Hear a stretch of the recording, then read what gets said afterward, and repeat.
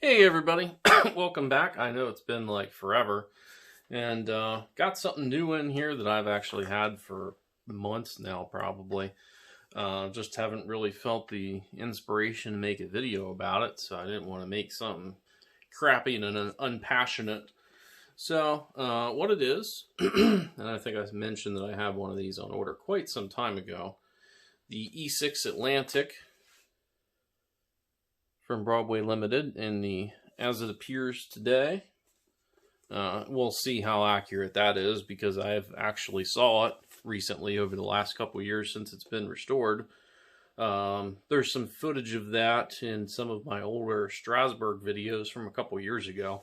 I think maybe like 2019 I had a video of that up. Not sure about the date there. But let's take a look at this thing. It is extremely rare that I get a steam locomotive that I don't immediately unbox as soon as I get home from getting it. But this one's been sitting in the room here pretty much untouched for a while. So we'll get it out of here. And one thing I gotta say first, right off the bat, I hate this new packaging. I think it's cheap looking. It's even a downgrade from the Paragon 3 boxes, which I think were a downgrade from the Paragon 1 and 2 boxes. I don't care for it. I think it's very cheap. So I'm going to take that out of there a while.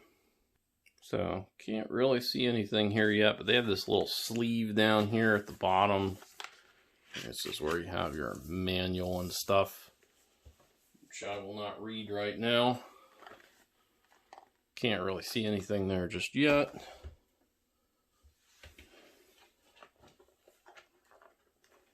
I gotta say, it's a pretty good weight for as tiny as what it is. Alright, so it says it was built in July.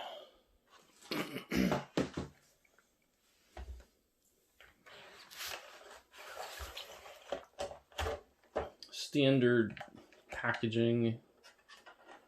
Nothing special here.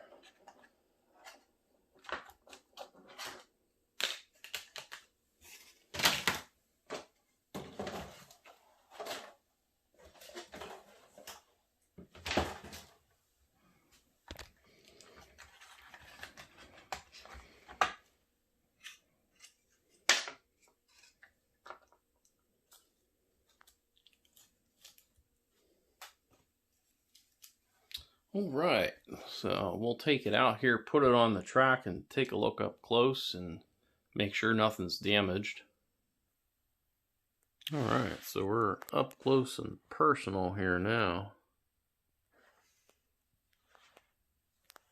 It's very shiny, definitely tell you that.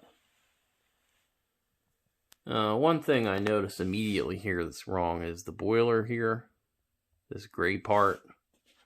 When you look at some of the real life photos, that's definitely not shiny.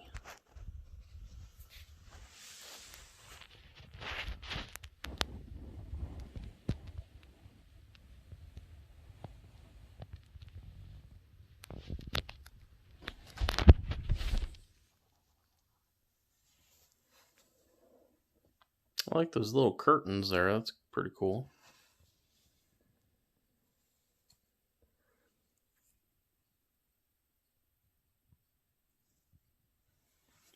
Be interesting if any of these marker lights here on the back actually are functional. I sure hope they are.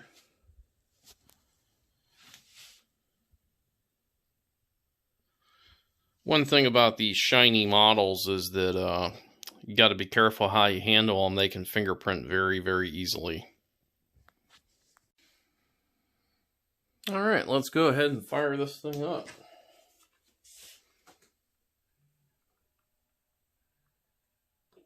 Oh, I guess it helps if I turn on track power.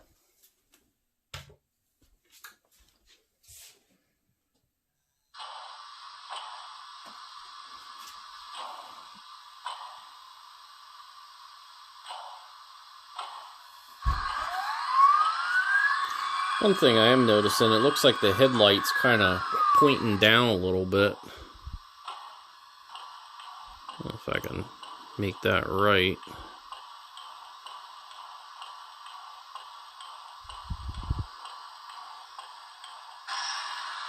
Might be something to mess with later.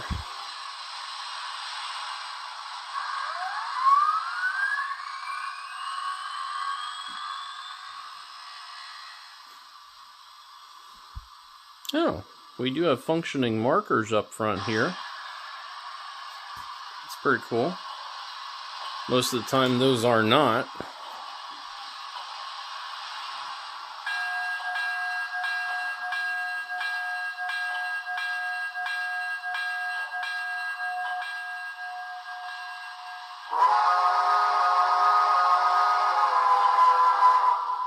No whistle steam. That would have been cool. Probably because of the smaller boiler. Probably not something they could engineer in there. And doesn't quite show up in here yet, but looks like we do have lit rear markers here. So again, that's something I was hoping for. I'm going to back it up just a second here. Speed step 1.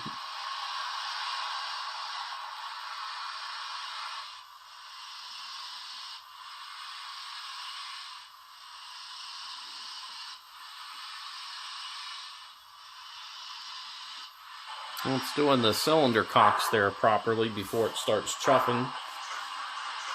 Earlier Broadways don't have that.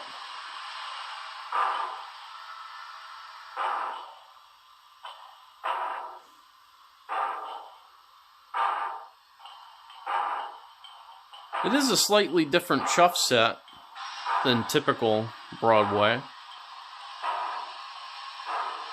Doesn't sound like every single Paragon 2 and 3, which is very good.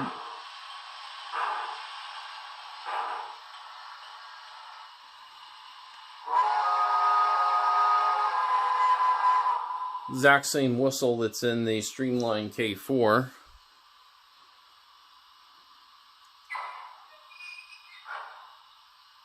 There we go. Now we got that front headlight lit up there.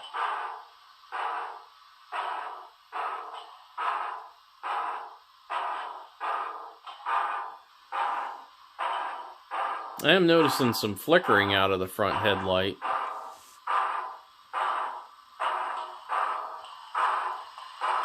And this does have a keep alive capacitor in it.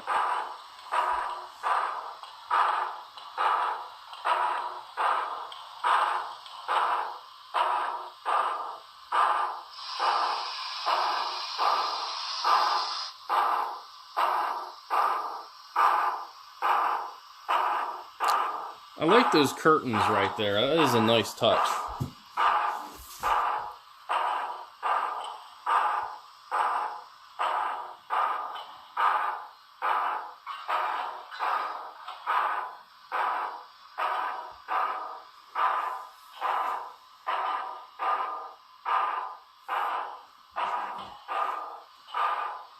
I'm going to back it up for a second here. I want to see if that... Oh yeah, it does. Sometimes if you get working rear markers here, you don't get a rear headlight that actually works, but in this case it looks like it actually has both.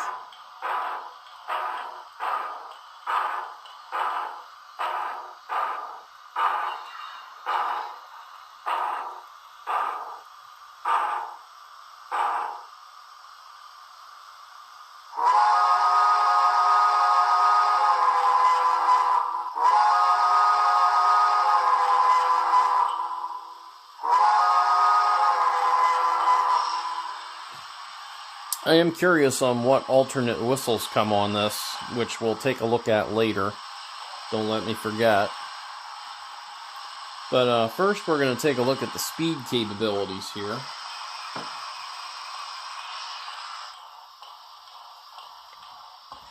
So we'll go ahead and zoom out here.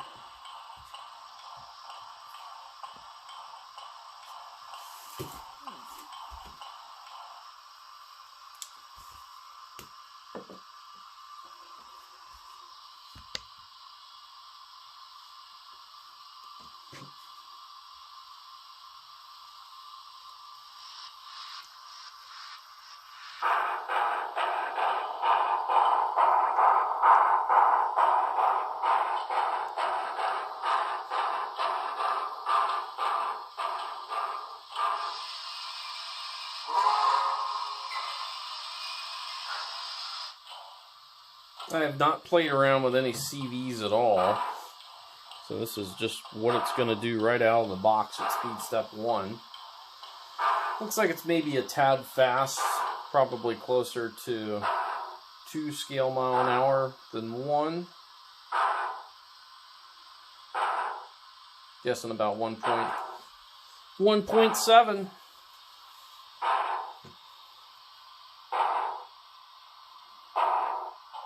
Alright.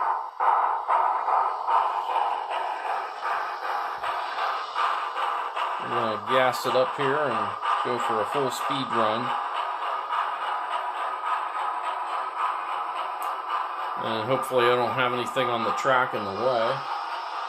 I haven't run trains in here in ages.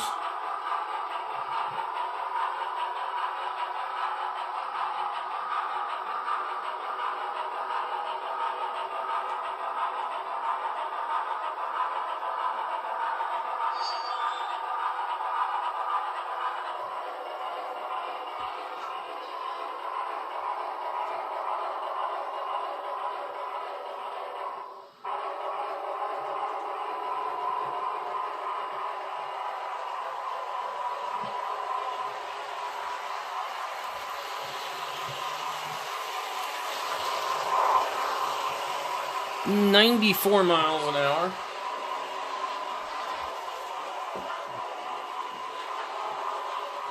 This thing should be fast.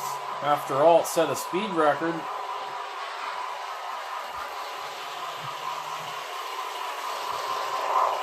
.94 again.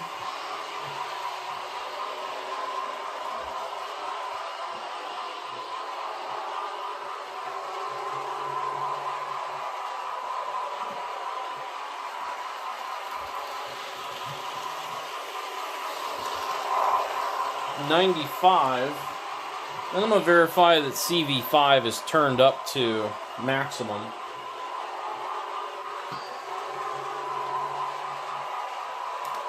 So this should be about all we're going to get out of it.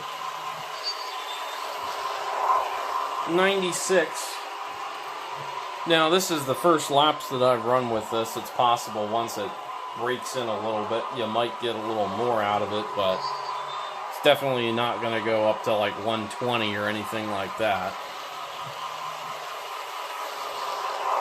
97. We're picking up steam. Pun intended. We'll give it one more pass here.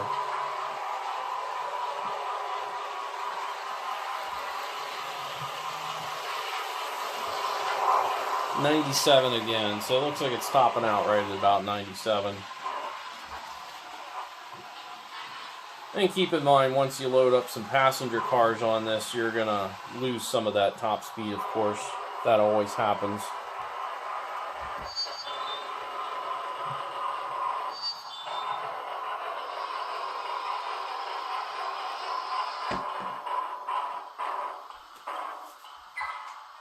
We'll take a look at the volume as well. We're going to move it over here for our volume test in just a second.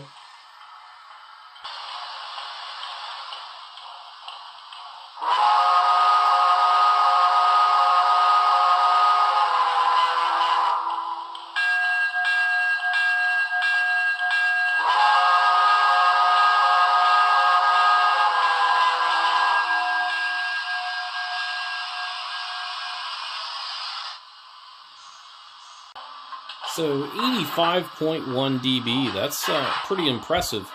I'd have to go back through some of my most recent videos where I've been checking the sounds on these, but that is definitely right up there, if not one of the loudest. Out of the box, these come with CV 133 tuned to 128. I bumped it up to its full value of 255 for this test, and it seems to not have any kind of distortion whatsoever, so I would say you can run this at max volume, no problem. You probably won't want to because you literally have to shout over each other, and it will certainly drown out most other engines around it. So we're going to check on these alternative whistles now, which, unless they've changed it, is still CV224.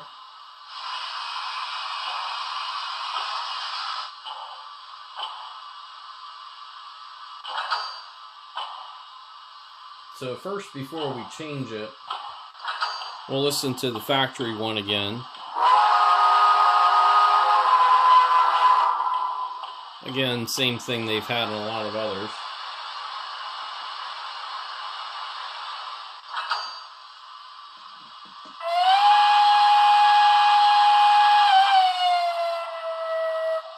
So they put the Banshee on there. It's kind of cool. I like that. Although I don't think this was one of the Pennsylvanias that had that. Pretty sure none of the passengers have that, and this is a passenger train. But at least it's Pensy.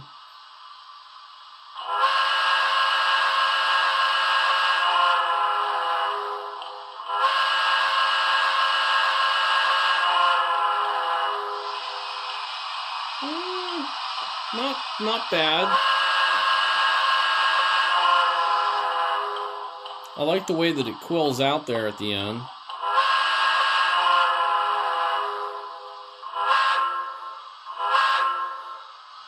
I like that one. I think I'll keep it on that one.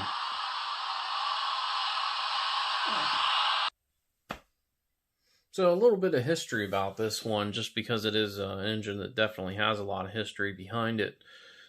This is actually a locomotive that's still in a museum. It's actually the only one left that exists from the E6 class, number 460. It's in Strasbourg. You can go and see it. I saw it pretty recently after its cosmetic restoration, which was done in, I think, 2016 that wrapped up. And it was all freshly painted. It's probably the best cosmetic example of any Pennsylvania steam engine still in existence. It doesn't run, and a lot of times this one, and part of the reason it was restored and preserved, is number 460 is actually known a lot of times as the Lindbergh engine, because in 1927 it actually raced an airplane carrying film of Lindbergh's transatlantic flight to theaters. And they actually had a film processing lab on the train, and they really gave the airplane a big whooping. They beat it by several hours. The engineers claim that they were able to hit a top speed of 115 during that run. They averaged about 82 miles an hour, which, you know, if you think about it, 82 miles an hour in 1927, which was almost 100 years ago, there's a lot of places that you take an Amtrak and it's still topping out at about 80 miles an hour. So, you know, that just kind of goes to show you that we really haven't progressed in passenger service much over the past century. But, you know, that's a whole nother discussion. So what I've kind of arranged here is a little passenger train for it. Got some Bachmann heavyweights on it, and I think we got about 7 cars loaded up on here. And I am noticing at low speed, this kind of does struggle to pull it, despite how much weight this engine is. Notice the hum.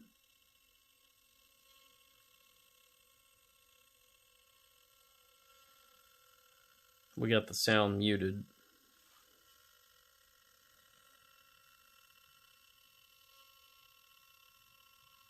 It's slipping a little bit. And this thing has traction tires on it.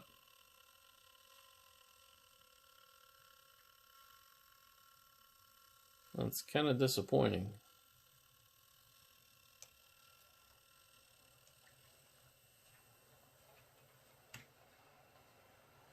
Once it gets up to speed, it seems to do okay.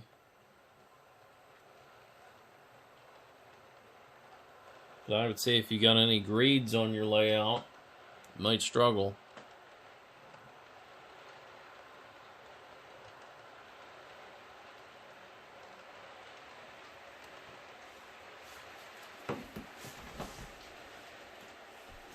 So we'll see now what kind of top speed we get with a full passenger consist on here. Bet you it's not 90 miles an hour.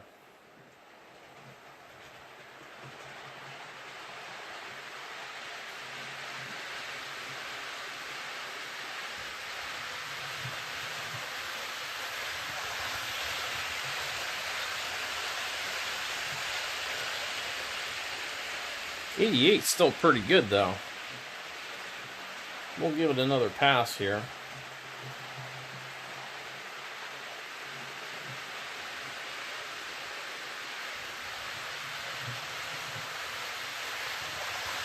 '88. That's a really good speed for this passenger train. And I gotta say, with the Bachmann heavyweights on here, it looks really, really good.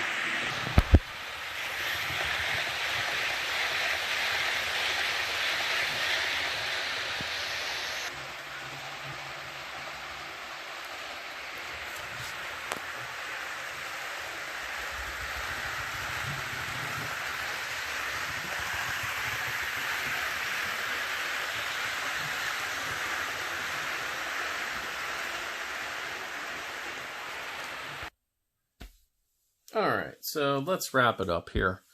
So just right off the top, the biggest problem with this engine is the cost. This was $530, and it's an engine that doesn't have all the features that typically a $530 engine does. Keep in mind, a Challenger Union Pacific just a few years ago was only around that price. And that gave us things like whistle steam, die-cast, gigantic engine, tons of pulling power, all of these things. Really, the only thing that's, I think, exceptional about this engine, you know, the lighting, I wouldn't call it exceptional. I mean, it's certainly above the norm. Not that that bar has been set very high previously, but, you know, it does have the working marker lights. That's pretty good. You know, as far as the paint job and trying to represent a version of this as it looks today, the biggest problem with that is this shiny part here. And at the end of the video, I'm going to throw in some pictures of the actual locomotive as it sits in Strasbourg. And you can take a look at it for yourself, and you'll see that this part is not shiny. And, you know, it is an engine that is die cast. So, I mean, that's good. At least I think it is die cast. Kind of hard to tell with that glossy texture on there, but it does have a good weight to it. As with any Broadway model, if it is a plastic body, don't run the smoke unit. If it's a metal body, then, you know, by all means, go wild with it. But I've seen far too many of these go with melted boilers from plastic boiler shells in those smoke units. You know, and the decoder in this, you know, they brag up Paragon 4 like it's some kind of huge advancement over Paragon 3. It's really not. The chuffs, I will say, are a little bit better in this one. It's still not anywhere close to the same zip code as what TCS WoW is, or even what ESU is doing now with their high-res files. You know, it's probably on par with what Soundtrax is doing for certain files, but it's not exceptional by any means. For the price, it really should be, but it's not.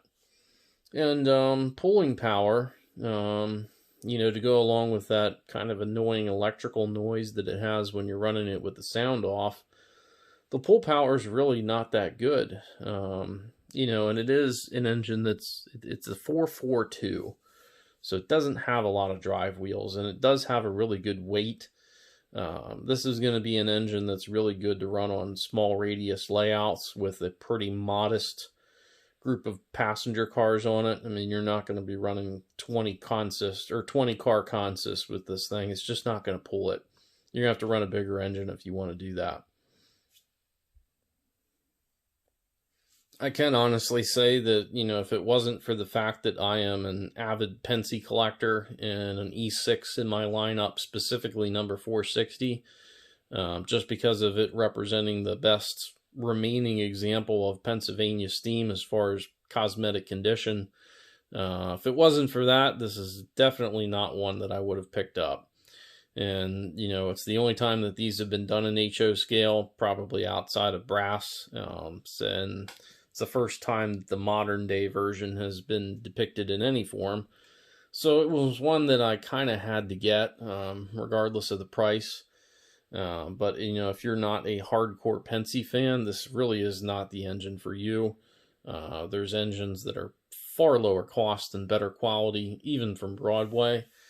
I would suggest, if you can, maybe look on the refurb page for one of these popping up at some point. That'll give you a little bit better deal. I kind of wish that I would have done that myself. But, you know, when they announced this, that they were going to do an E6, I had to have it. And, you know, and regardless of how it turned out, I mean, it's the only E6 that I'm probably ever going to have. So I just had to have it in my lineup. But that is about all for this one. So, you know, just beware of what you're going to get for your money with this one. Like I said, it's not for everyone. So just keep that in mind. I'll have another little video here on some other little recent acquisitions that I've gotten. It was just at the train store today, actually. And I got one of these Broadway Limited address changers. Been wanting one of these for quite some time. And picked up some rolling stock here from Lionel, of all companies. Looks like they're doing a decent job in HO scale. But we'll talk more about those things in a future video. But I'm happy to get this one out here. Sorry it was so late. But, you know, just didn't have the feeling to get in here in the training room and work on any of this stuff. So that's it for this one, guys. And here at the end, you'll see some shots of 460 that I took of this engine and the actual Strasbourg Museum. So you can see how it compares to the model.